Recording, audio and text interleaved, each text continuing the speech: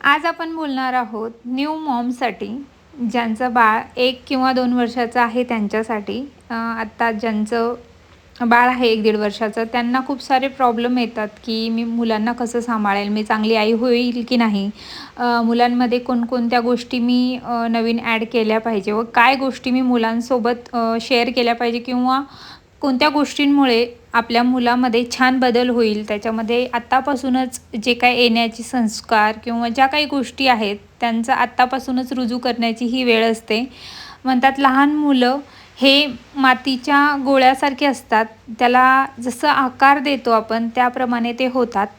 तर मी तुमच्यासोबत माझ्या अनुभवाचे बोल शेअर करणार आहे. काही गोष्टी आहेत की मी ज्या पर्सनली करते मुलांसोबत किंवा माझे 2 मुलं आहेत. आता त्यांना मी जशा प्रकारे हँडल करते किंवा ज्या काही गोष्टी मला अनुभवातून आल्या, शिकले मी, त्याच गोष्टी मी आज तुमच्याबरोबर शेअर करणार आहे. तर व्हिडिओ नक्की शेवटपर्यंत बघा व चॅनलवर नवीन असाल तर प्लीज चॅनलही सबस्क्राईब करून घ्या. वळूया आजच्या व्हिडिओकडे. तर सगळ्यात पहिली गोष्ट असते की जेव्हा आपण आई होतो आपल्यामध्ये खूप सारे बदल होतात. आपल्याला काही गोष्टींची चिडचिड होते, थकवा येतो. मग दुसरे मुलं का सांभाळत नाही आहे, मुलं जर रात्री झोपत नसेल तर खूप मोठा प्रश्न येतो की ते कशाप्रकारे त्यांना हँडल करावं, ह्या सगळ्या गोष्टी. मग काय होतं माहिती आहे का, आपली खूप चिडचिड होते. आपल्याला असं वाटतं की आपण एकटेच सांभाळतो मुलांना, बाकीचे सगळं सांभाळत नाही किंवा बाकीच्यांची लाईफ खूप छान आहे. पण तुम्हाला सांगते मी, हा जो अनुभव आहे 1-2 वर्षासाठी असेल किंवा 3 वर्षापर्यंत मुलं जरा त्रास देतात झोपताना किंवा जेवण करताना, या सगळ्या गोष्टींमध्ये. पण आपण त्यांना सवय जर चांगल्या प्रकारे लावली ना, तर ते ऑफकोर्स ते सगळ्यांचं ऐकतात व आपण जसं सांगू तसं करतात. तर काही गोष्टी अशा असतात जेव्हा आपलं बाळ एकदम लहान असेल तर तेव्हा आपण कंटिन्यू त्यांना ना काही गोष्टीची सवय लावत असतो की असंच असतं, तसंच असतं. पण आपल्या हातात असतं की आपण कशाप्रकारे त्यांना हँडल करू. आपण जास्त करून मुलांना फक्त घरात न ठेवता थोडंसं बाहेरही नेलं पाहिजे. म्हणजे इतरांसोबतही ते खेळतील, रांगतील. व कसं होतं की जेव्हा आपण बाहेर मुलांना सोडतच नाही भीतीपोटी, तर मुलं ना म्हणजे आपल्याकडेच राहण्याचं त्यांना एक हे लागतं, पॅम्परिंगचं सवय लागते की नेहमी त्यांना नको बाबा, शोनू बाबा माझा बाहेर जाणार नाही, पडणार, ह्या गोष्टी पडणार, रडणार, हे तर मुलांमध्ये सवय असायलाच पाहिजे. ह्या सगळ्या गोष्टी झाल्याशिवाय ते आयुष्याचे धडे आत्तापासूनच शिकायला त्यांना सुरुवात होते. पडणं, रडणं ह्या गोष्टी नॉर्मल आहेत, पण बाहेरही त्यांना द्या, इतरांसोबत खेळायला द्या किंवा वेगवेगळ्या गोष्टी शेअर करायला द्या, एकमेकांसोबत खेळण्याला. आपले मुलं काय होतात, बाहेरचं जर कोणी आपल्या घरी आलं तर त्याला अजिबात काही गोष्टी द्यायला बघत नाही. तर त्यांना तीही सवय लागा की दुसऱ्यांसोबत शेअरिंग करणं ही एक गोष्ट आहे, आपल्या लाईफमधलीच गोष्ट आहे की आपण इतरांसोबत त्या गोष्टी शेअर करू शकतो. त्याच्यानंतर येतं दुसऱ्या गोष्टी खाण्यापिण्यात. खूप साऱ्या मुलांना ना मोबाईलशिवाय खाणं जात नाही. आता मी माझं अनुभव तुम्हाला सांगते की स्टार्टिंगला जेव्हा माझा मुलगा मोठा आहे, 10 वर्षाचा आहे मुलगा माझा, तो लहान असताना ना आम्ही तिला स्टार्टिंगला मला पण असं वाटायचं की मोबाईल दिल्यामुळे त्याचं पोट म्हणजे चांगल्या प्रकारे भरतं. जो दिला तो खाऊन घेतो, पण तो अनुभव करत नाही आहे त्या गोष्टी. मग त्याला मी स्टार्टिंगला थोडंफार मोबाईल द्यायचे. मग नंतर माझ्या लक्षात आलं, जेव्हा तो बसायला वगैरे लागला 1-1.5 वर्षाचा झाला, तेव्हा माझ्या एक लक्षात आलं की आत्तापासून त्याला मोबाईलची सवय असली तर पुढे जाऊन तो काय करणार. मग त्याच्यानंतर मी त्याला अजिबात मोबाईल दिला नाही. 2-3 दिवस त्याने मला त्रास दिला, पण नंतर तो हळूहळू सगळ्या गोष्टी व्यवस्थित हे करू लागला. काही झालं की हट्ट करणार नाही की मोबाईल दे. आपण लगेच हट्ट केला की मोबाईल देतो, तर आपण त्याला रडू द्यायचं आहे. त्याचा त्या इमोशनमधून आपल्याला त्यांना ओरडायचं नाही आहे, त्याच्याजवळ जाऊन बसायचं आहे. तुला खूप राग आला आहे ना, त्याला एकदम आपल्या कुशीत घेऊन किंवा आपल्या जवळ घेऊन त्याला सांगायचं, तुला राग आला आहे ना, मला माहिती आहे तुला राग आला आहे, पण याच्यासाठी आपण बाहेर काहीतरी घेऊया किंवा काही गोष्टी आपण नवीन आणूया. अशा गोष्टींमध्ये त्याला अडकून मोबाईलची सवय आपल्याला तोडायची आहे. म्हणजे थोड्या दिवसात तो आपोआप मोबाईल घेणार नाही.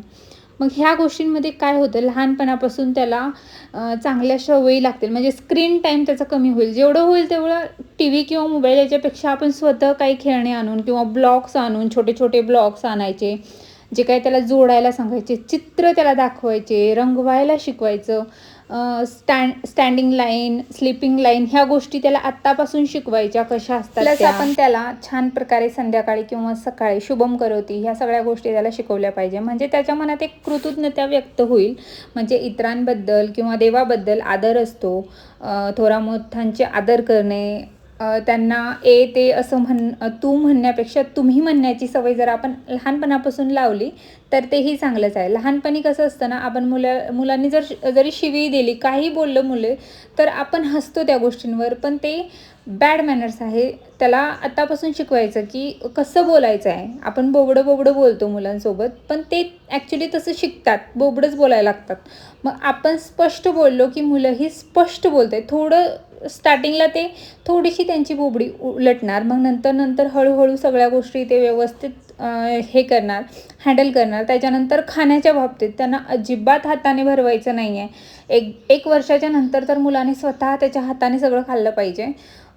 1-1.5 वर्षापर्यंत ठीक आहे, पण 1.5 वर्षाच्या वर मुलांना खरंच तुम्ही भरवू नका. त्याला स्वतः खायला द्या. म्हणजे एकटा आपण कसं करतो, आपलं सगळं काम आवरलं की मुलाला घेऊन साईडला जाऊन बसतो, तसं न करता जेव्हा आपण सगळे जेवण करतोय त्या टायमिंगला मुलांसोबतच आपल्याला जेवायला बसायचं आणि त्यालाही सोबत बसवायचं आहे. चपातीचे छोटे तुकडे करून त्याला द्यायचं आहे. भाजीबरोबर खायचं आहे.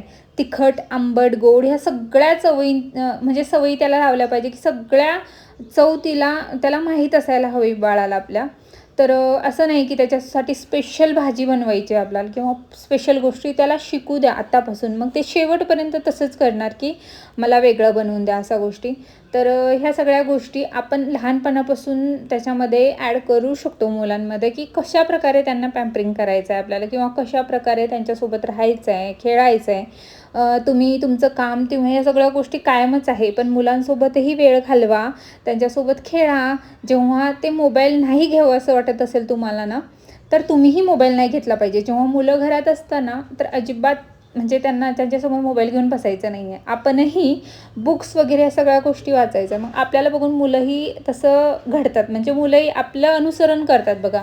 जसं आपण वागू इतरांसोबत सगळ्या गोष्टी, तसं मुलंही करतात. आपण जर देवपूजा केली तर तुम्ही खूप वेळा बघितलं असेल की मुलंही येऊन तुमच्या शेजारी बसणार. जर तुम्ही कोणासोबत चांगलं बोलताय हेही मुलं नकळत ते आपल्याकडे लक्ष असतो त्यांचं की कशाप्रकारे आपण बोलतोय. आपल्या बोलण्याचा टोन चांगला पाहिजे. आपण इतरांसोबत बोलताना आदराने बोललो तर मुलंही आपल्या मागं शिकतात. त्याच्यानंतर मुलांनाच तुम्हाला कसं रमवायचं आहे, त्याच्यासाठी TV, मोबाईल ह्या सगळ्या गोष्टींपेक्षा त्यांना कसं रमवायचं आहे, तर ह्या गोष्टींमध्ये तुम्ही छान कलर्स, छान असे ब्लॉक्स त्यांना आणून देऊ शकता की हे जोड, हे बनवून दाखव मला कसं होतंय ते.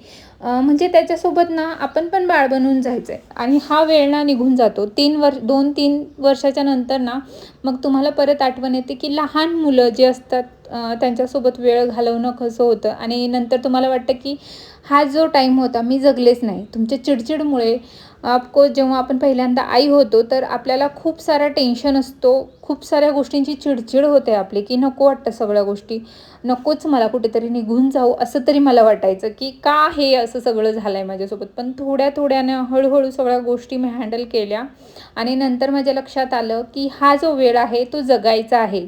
फक्त चिडचिड आणि टेन्शन घ्यायचं नाही आहे. परत तुमची मुलं लहान होणार नाही. हा वेळ लगेच निघून जाईल आणि नंतर तुम्हाला आठवण येईल की आपण ह्याचं बालपण छान प्रकारे जगलोच नाही आहे. त्यांच्यासोबत आपणही बाळ व्हायचं आहे. सगळी कामं साईडला सोडून मुलाला आपल्याला वेळ द्यायचा आहे. त्याला कुशीत घेऊन त्याला समजवायचं आहे. जेव्हा रडतो ना बाळ, आपण त्याला धाक दाखवतो, तुला मी मारणार, असं करणार. तर काय करायचं आहे, त्याला मारायचं किंवा हे करायचं आहे. मग त्याला असं वाटतं की आपला एक धाक त्याच्या मनात निर्माण होतो की आपल्याला आपण असं केलं की मारणार वगैरे. त्याला समजून सांगायचं आहे, तू असं का केलं. बाळाचेही इमोशन आपल्याला हँडल करता आले पाहिजे की त्याला कोणत्या वेळेस काय गोष्टी हव्या आहेत. आपण जरा बाळ रडायला लागलं की मोबाईल हातात देतो. पण ह्या गोष्टी न करता जेव्हा आपण मुलांसोबत वागतो किंवा त्यांच्यासोबत वावरतो तर एकदम प्रेमाने आणि मायेने त्यांच्यासोबत वागलो पाहिजे.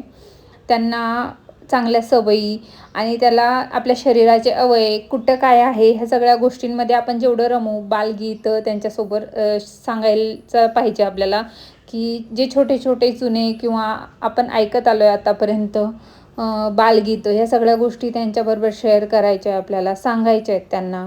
मग ह्या गोष्टींमुळे ते छान असे घडतात. सगळ्या गोष्टी संवाद करताना कोणाला काय म्हणायचं आहे, कोणाला काय नाही, या सगळ्या गोष्टी आपल्याला सांगायचं आहे. आणि हा होता असा छोटासा व्हिडिओ. असे व्हिडिओ जर तुम्हाला आवडत असतील तर मला नक्की सांगा. मी तसे व्हिडिओ घेऊन येण्याचा नक्कीच प्रयत्न करेल. तर आय होप तुम्हाला आजचा व्हिडिओ आवडला असेल तर नक्की लाईक, शेअर आणि सबस्क्राईब करा. परत भेटूया आपण एका नवीन व्हिडिओमध्ये. चला तर धन्यवाद.